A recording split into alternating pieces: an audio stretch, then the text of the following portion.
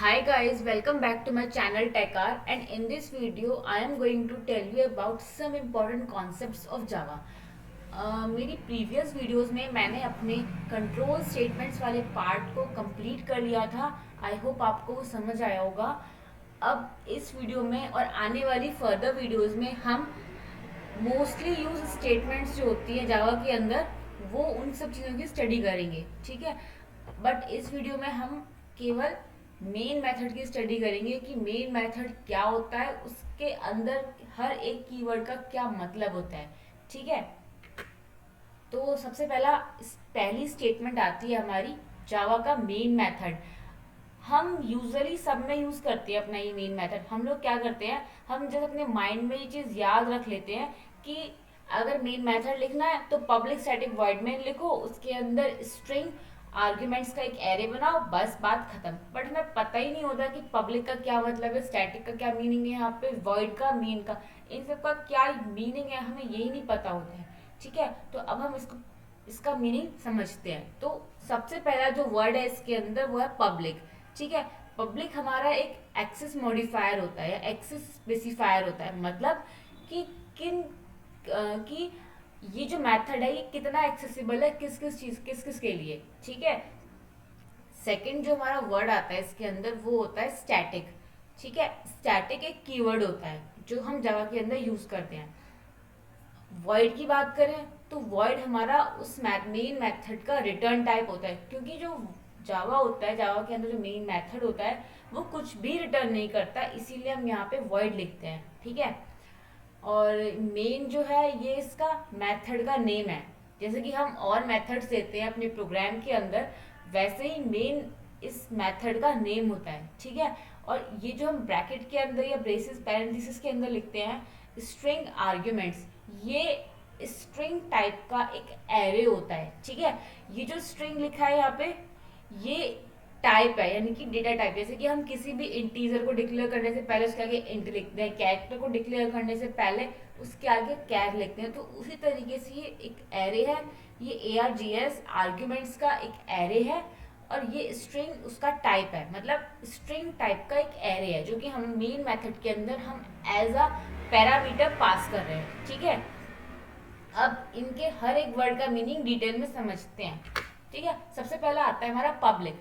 Public basically क्या होता है, ये एक एक्सेस स्पेसिफायर होता है। होता ये है कि जो भी हमारा JVM है, यानी कि जो जावा वर्चुअल मशीन है, वो हमेशा किसी भी प्रोग्राम का एग्जीक्यूशन स्टार्ट करता है मेन मेथड से, ठीक है। अगर हम मेन मेथड को प्राइवेट, प्रोटेक्टेड या डिफॉल्ट कर देंगे, ठीक है, तो होगा क्या कि JVM उसको आइडेंटिफाई ही नहीं कर पाएगा कि ये हमारा मेन मेथड है और हम उसको एक्सेस कर सकते हैं। तो उसको उस आइडेंटिफिकेशन देने के लिए या उसको वो एक्सेसिबिलिटी देने के लिए हम उस मेथड को पब्लिक कर देते हैं, ठीक है। So we should use public keyword before the main method so that the JVM can identify the execution point of the program. If we use private, protected and default before the main method, it will not be visible to JVM. वो JVM को visible होगा ही नहीं, ठीक है। जैसे कि हम usually functions में या मेथड्स में हम क्या करते हैं, हम उसके आगे स्पेसिफायर लगा देते हैं, एक्सेस स्पेसिफायर, कि ये प्राइवेट है, मतलब खाली उस क्लास को ही बिलोंग करेगा, उसके बाहर उसको कोई एक्सेस नहीं कर सकता।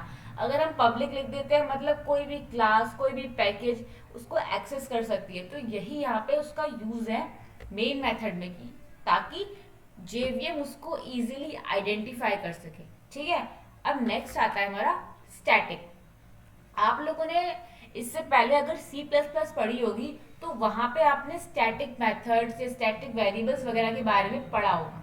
अगर नहीं भी पढ़ा तो भी कोई दिक्कत नहीं है, मैं आपको उसमें बता देती हूँ। होता क्या है कि जो स्टैटिक मेथड्स होते हैं वो केवल और केवल उस पर्टिकुलर क्लास को बिलोंग करते हैं, ठीक है।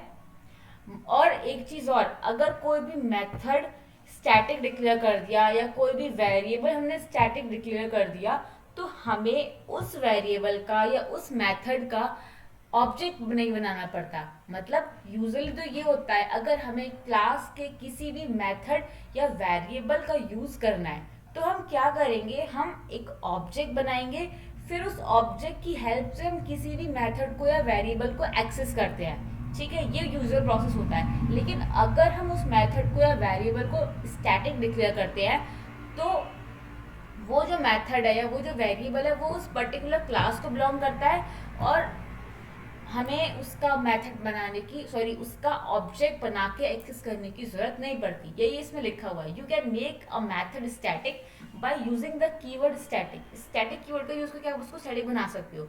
We should call the main method without creating an object. होता क्या है, हमें बिना किसी ऑब्जेक्ट के बनाए अपने मेन मेथड को कॉल करना चाहिए, तो उसीलिए हम स्टैटिक मेथड का यूज करते हैं। तो static methods are method which invokes without creating the object, so we do not need any object to call the main method। मतलब मेन मेथड को कॉल करने के लिए हमें किसी भी तरह के ऑब्जेक्ट की जरूरत नहीं पड़ती। ऑब्वियसली यही होता है, अगर हम एक मेन मेथड बना दें और डायरेक्टली अपने प्रोग्राम को रन करें तो वो इजीली रन हो जाएगा, हमें किसी ऑब्जेक्ट की जरूरत नहीं पड़ती। ठीक है, सो ये होता है स्टैटिक कीवर्ड का यूज। अगला आता है वॉइड। होता क्या है, हर मेथड के पहले या उसके सिग्नेचर में हम उसका एक रिटर्न टाइप लेते हैं। ठीक है, कि वो मेथड क्या रिटर्न करने वाला है। अब क्योंकि जो हमारा मेन मेथड होता है वो कोई भी वैल्यू रिटर्न नहीं करता, इसीलिए हम उसके आगे लगा देते हैं वॉइड। ठीक है, यही यूज होता है इस वॉइड कीवर्ड का। ठीक है, दैट्स मेन। अब बात आती है मेन की। हम ऑब्वियसली हम कोई भी मेथड लिखते हैं तो उसका नेम लिखते हैं हम उस मेथड को डिफाइन करने के लिए या डिक्लेयर करने के लिए। तो ये जो मेन होता है बस उस मेथड का नाम है। एक चीज और, हम यहाँ पे मेन की जगह कुछ और नहीं लिख सकते। अगर हम चाहे, हम सोच रहे हो कि हम इस मेन में कैपिटल एम बना दे तो हम ऐसा नहीं कर सकते, क्योंकि जो ये मेन मेथड होता है इसका डिफॉल्ट सिग्नेचर प्री डिफाइंड होता है जेवीएम के अंदर। मतलब जावा वर्चुअल मशीन के अंदर ये जो मेन मेथड है ये प्री डिफाइंड होता है जेवीएम के अंदर।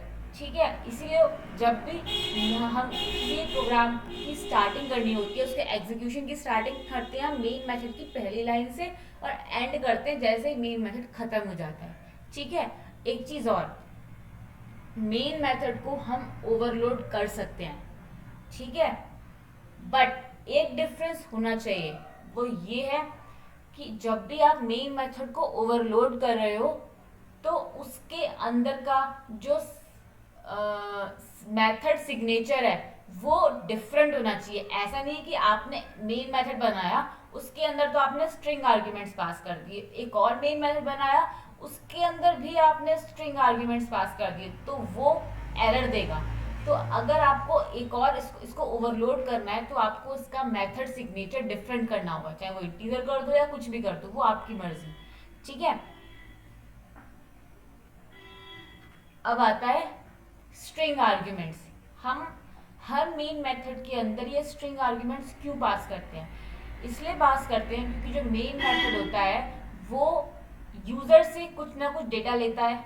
ठीक है, तो वो जो डेटा ले रहा है वो in the form of strings एक एरे में स्टोर हो जाता है। तो वही string of array of string type हम इसमें पास करते हैं। और एक चीज और, जो जेवीएम होता है वो बेसिकली उस मेथड को फाइंड करता है, उस मेन मेथड को फाइंड करता है जिसके अंदर स्ट्रिंग आर्ग्यूमेंट्स का एक एरे है एज अ पैरामीटर।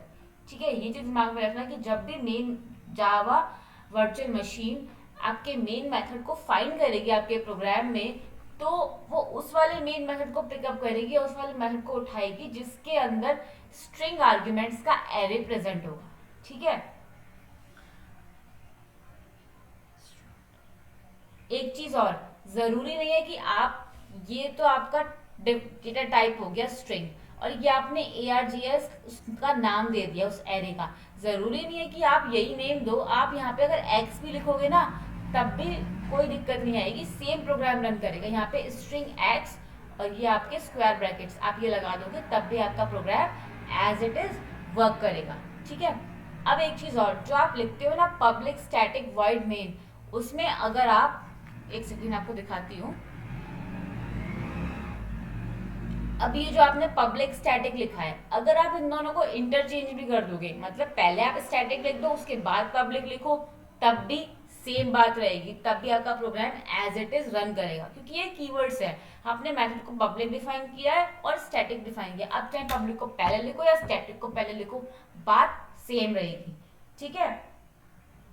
एक चीज और, अगर आपके प्रोग्राम के अंदर मेन मेथड नहीं है तो आपका प्रोग्राम कंपाइल तो हो जाएगा बट रन नहीं होगा, रन टाइम एरर देगा आपका प्रोग्राम। ठीक है। ये होता है एक पॉइंट जो आपको दिमाग में रखना है कि अगर आपने किसी मेथड, किसी प्रोग्राम के अंदर मेन मेथड नहीं बनाया तो आपका प्रोग्राम रन नहीं होगा, कंपाइल हो जाएगा, हालांकि उसमें कोई एरर नहीं आएगी compile time, but run time पे उसमें एरर आएगी। ठीक है।